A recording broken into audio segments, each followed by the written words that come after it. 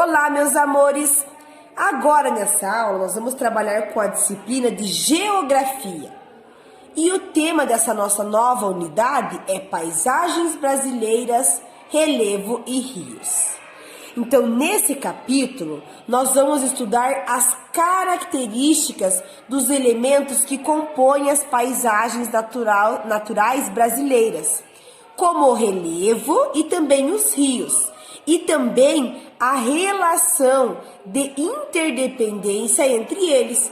Nós vamos analisar como que os seres humanos utilizam esses elementos de acordo com os seus interesses e também com o seu modo de vida. Então, vocês podem pegar a apostila do segundo bimestre na página 4 de Geografia. E aí nós vamos, antes de começar a fazer esses estudos, nós vamos usar a primeira página do nosso material de apoio para brincar com um labirinto do Rally dos Sertões. Então, ó, lá no material de apoio, vocês têm essa ficha aqui com esse labirinto, né? Olha só, aqui embaixo nós temos as etapas, tem o nome aqui de cada lugar e também a sua sigla, né? Tem o nome de cada unidade federativa e a sua sigla. E aqui ele está falando, imagine que o motorista apresentado aqui na ilustração, ele está participando de uma competição que é chamada de Rally dos Sertões. Leve-o até a chegada. Então, ó, a chegada é aqui no final, é aqui no número 8. Então, vocês vão ter que levar ele, mas para levar ele, tem que passar por todas as etapas do roteiro.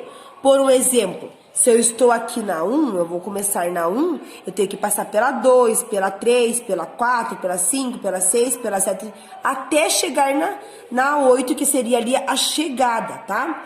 Então, para o piloto chegar mais rápido, é claro que eu preciso traçar o trajeto de que seja mais curto. Então, quando vocês forem passando aqui com o lápis, cuide e vejam bem para vocês usar o caminho que seja mais curto. E agora nós temos algumas questões para a gente poder discutir. Olha só. Primeira questão. Vocês conhecem o Rally dos Sertões? Que tipo de competição que é essa?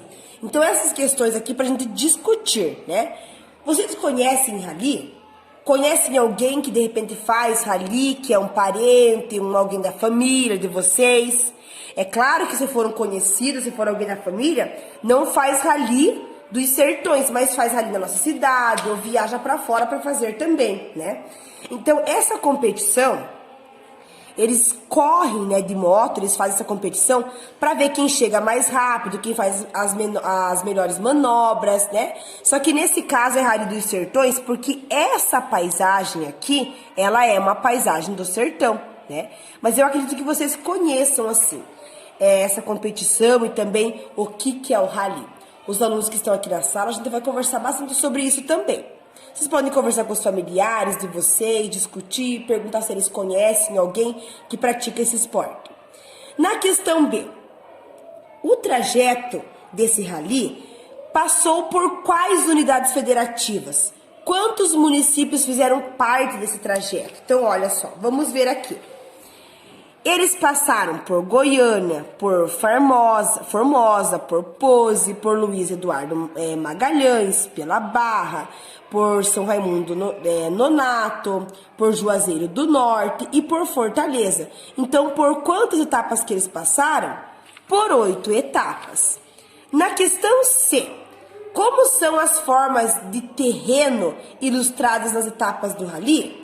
Então, observando a imagem ali, nós podemos ver que aqui tem terrenos que são irregulares. Olha só, eu não tenho nenhum terreno aqui que tem o mesmo tamanho que o outro, ou que forma um retângulo, um quadrado, né? Olha só.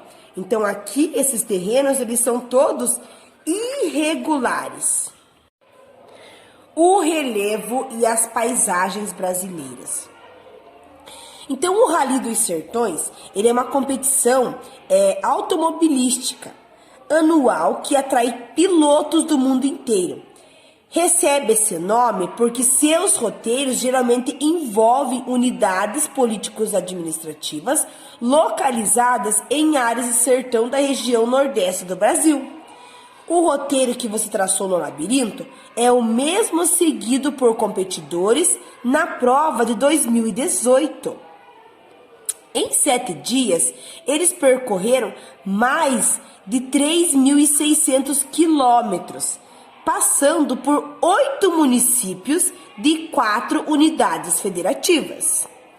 Essas imagens aqui, elas nos revelam, né? As paisagens mostram alguns municípios pelos quais esses competidores eles passaram. Então, olha só, aqui é o salto do Itiquira, que é do município de Formosa, lá em Goiás. Essa imagem é de 2018. E aqui são áreas urbanas, né? Áreas da cidade e rural também, que é do município de Luiz Eduardo Magalhães, da Bahia. E essa imagem aqui é de 2018. Então, ó, possivelmente aqui seria a área rural e aqui a área urbana, né? Que seria aí a cidade. Mais 2 imagens. Aqui é a imagem da Serra Vermelha do município de São Raimundo, no Nato, no Piauí, lá de 2018 também. E essa aqui é a imagem da praia de Iracema, em Fortaleza, no Ceará, também em 2018. Então, como vocês já puderam observar, as paisagens, elas retratam terrenos com variações de altitudes e de formas. Por exemplo, tem ali a Serra Vermelha, que é bem mais alta. As paisagens, elas são bem diferentes uma das outras, né? Então, alguns são planos, né? Alguns são rebaixados em relação à área ao redor. Alguns são muito ondulados e apresentam evasões. Então, se nós compararmos as paisagens do Brasil às de outros lugares do planeta, nós vamos conseguir perceber que nelas tem áreas que são mais elevadas, outras que são mais baixas, algumas que são planas ou inclinadas e outras que são muito irregulares. Então, nós podemos concluir que a superfície terrestre, ela não é igual à sua extensão. Então, essa diferença, ela recebe esse nome, que é chamado de relevo. Então, para medir a altitude do relevo, nós utilizamos como referência o nível médio do mar. Aqui nós temos essa imagem, que é a imagem de um infográfico, né? Que seria um gênero textual que nos informa. Então, olha só. Aqui nós temos o mar, né? O nível do mar. Aqui nós temos a altitude, que é aqui a parte de cima da montanha. Então, ó, distância vertical medida entre o nível do mar e um ponto da superfície terrestre. Então, a altitude seria isso. É a distância aqui na vertical, né? Que está mostrando do nível do mar até um ponto da superfície. Aqui, ó, do nível do mar até o Morro do Pão de Açúcar. A altitude é 392 metros. Do Morro da Urca. Então, ó, do nível do mar até aqui em cima o topo do Morro da Urca. 220 metros. No Brasil, em geral, não apresenta altitudes muito elevadas. Então, o nosso relevo ele é formado há mais de 500 mil anos. Então, ele foi se modificando com o longo do tempo. Essas alterações, elas estão relacionadas.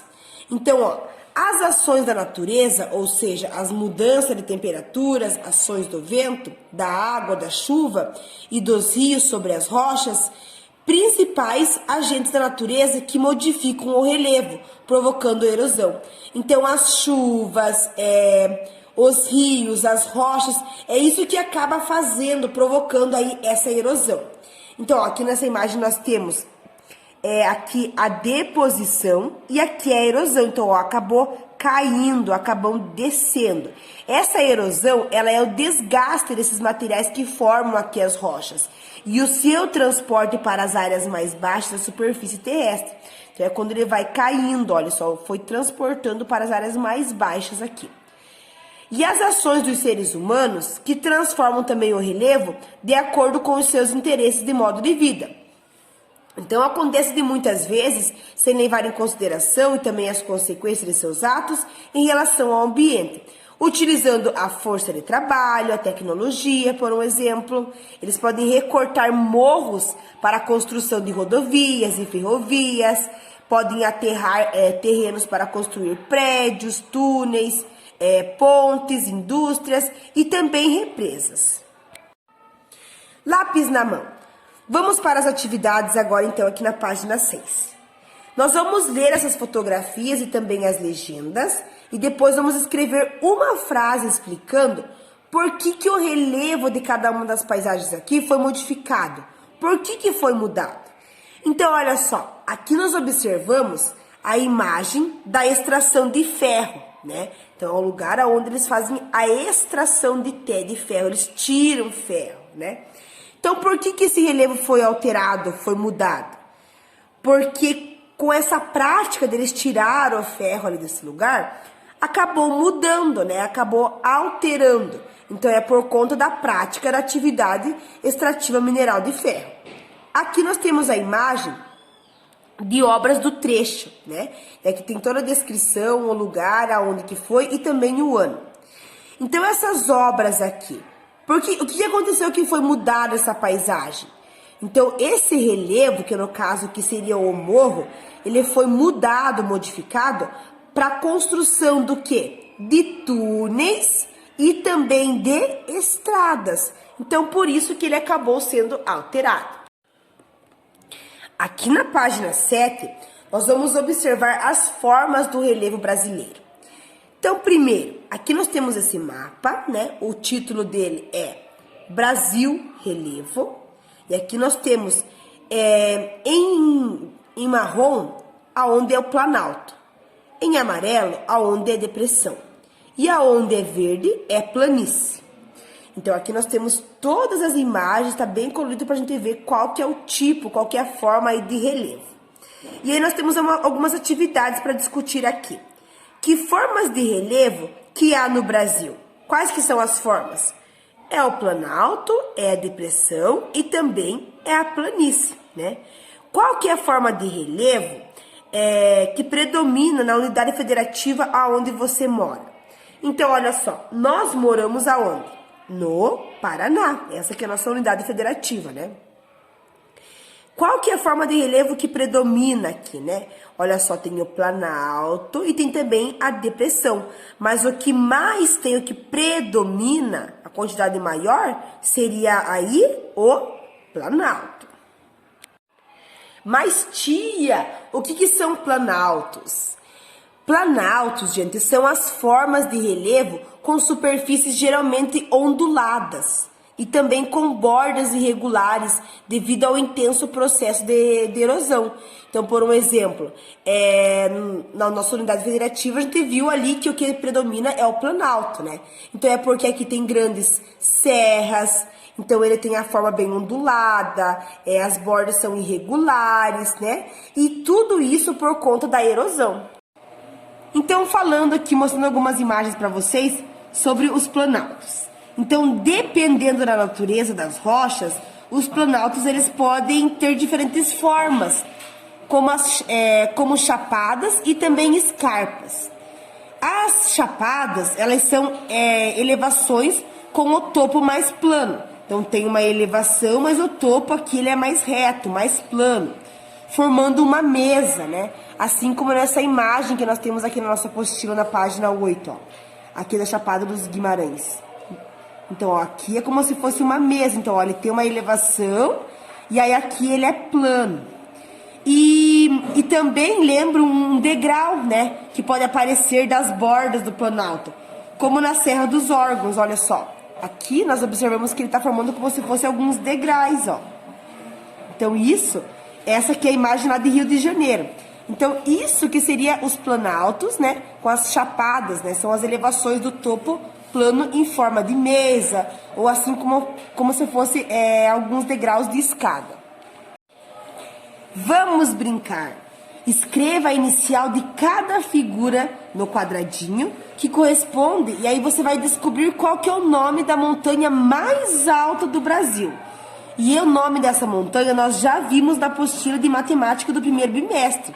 Nós estávamos trabalhando com a diferença de altitude e nós já conhecemos, já vimos até a imagem dessa montanha mais alta. Então vocês vão colocar aqui a letra inicial de cada uma dessas imagens que estão aqui e vai formar o nome dessa montanha, que é o Pico da Neblina.